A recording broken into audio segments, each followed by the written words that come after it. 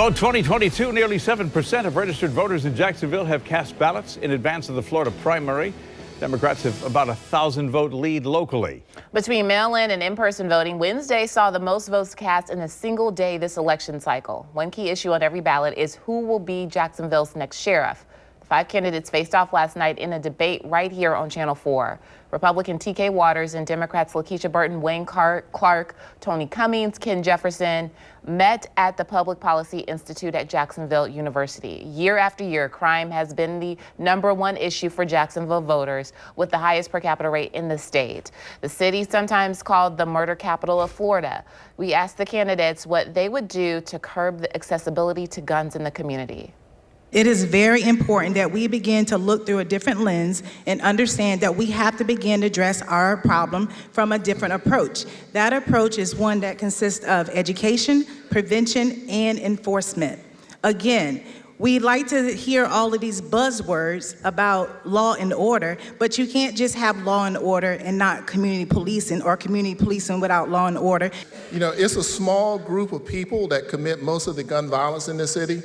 We typically know who they are. We just need to make sure that we come up with a comprehensive approach, working with the state attorney to make sure that whenever we get them, we put them away for a long time so they're not out committing those murders. You know, and we also need to take the approach of gun safety when it comes to our young people. You know, we had a situation a couple weeks ago where 2 young boys were shot.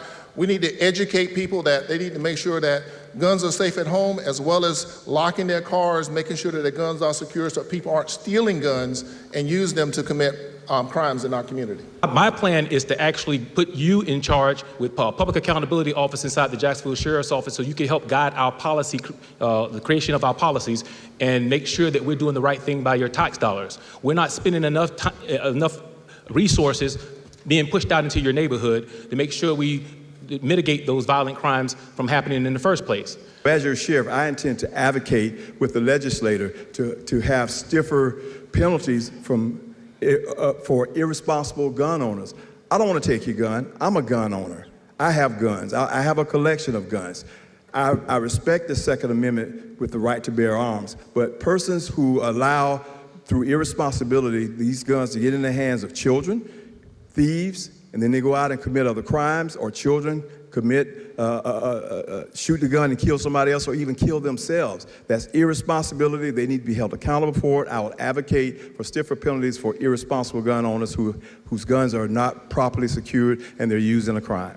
Ownership by people that law-abiding citizens is not the issue. The issue is they are actually bad people in our community.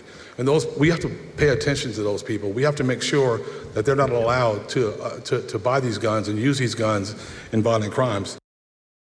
Sheriff's Office has nearly 2,000 sworn police officers. That number includes sworn police, corrections, and civilian personnel.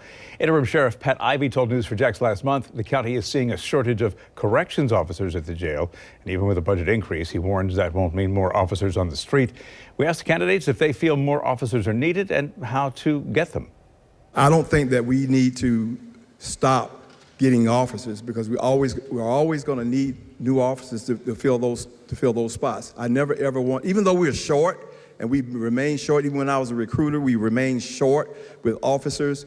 I will not decrease the number of officers that we get. There have been enough new people that move in Jacksonville that we'd have to look at it, we've got to study it, but it shouldn't cost as much to increase that number, utilizing the new folks that come in and live in Jacksonville. So there's some plans there to look at that, to be able to look at that and do that. Right. Last year, as a zone commander, I was able to reduce crime by 16%, mostly working with a skeleton crew. We didn't have more officers, we didn't have more money, and we didn't have smaller beats. But what we had was a different approach to addressing crime. Now just think about how more effective we can be with more officers on the streets. So first, I will do a personnel audit from the top down to make sure that everybody who's need to be doing the job is doing the job, and those positions that we can, we will roll back to the streets to help beef up patrol. Also, I would leverage technology to make sure that we're doing our job more effectively. And then when we look at our corrections officers, they're underutilized in our sheriff's office.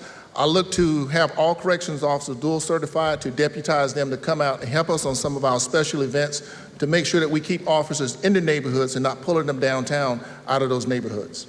We need to incorporate the 650 officers that are out of the county and make them visible. We have what is called the Annapolis Plan.